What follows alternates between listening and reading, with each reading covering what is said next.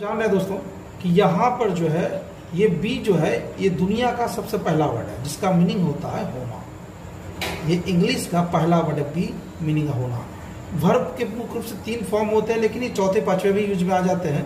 तो बी जो main verb है इसका फर्स्ट फॉर्म इसका है एम सिंगुलर में और प्लूरल में इसका हो जाता है आर। इसी बी का सेकेंड फॉर्म आपका वाज है सिंगुलर में और प्लूरल में जो है वर है।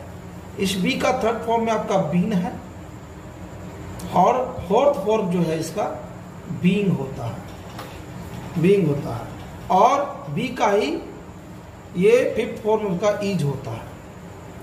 अब V1 में आप देखेंगे वर्ब का जो पहला रूप होता है ये आपका एम है, ये आर है।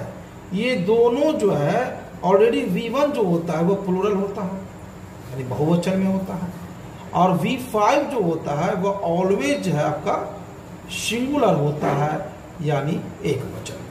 तो यहाँ ईज जो है ईज आपका V5 है और वह सिंगुलर है और एम आर जो है वह प्लूरल है यानी V1 फॉर्म यूज होता है। आपने यहाँ देख लिया। अब फॉर एग्जाम्पल मैं बता रहा हूं आपको Ram is a boy.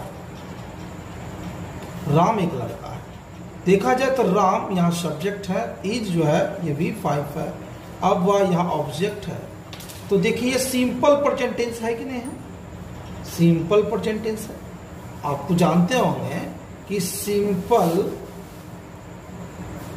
Present tense का जो सब्जेक्टिव स्ट्रक्चर होता है वो होता है आपका सब्जेक्ट आफ्टर V1 और V5 then after object.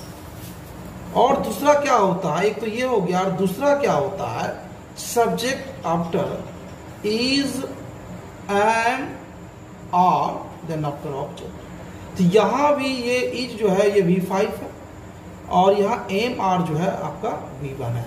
Subject V1 V5 plus object. ये भी सिंपल प्रेजेंट टेंस को शो करता है, समझ गए ना। इसीलिए जो है ये सिंपल प्रेजेंट टेंस का 2 स्ट्रक्चर हो गया, subject after V1 V5 plus object और subject plus is M are plus object. ये आपका जो है आप देख रहे हैं।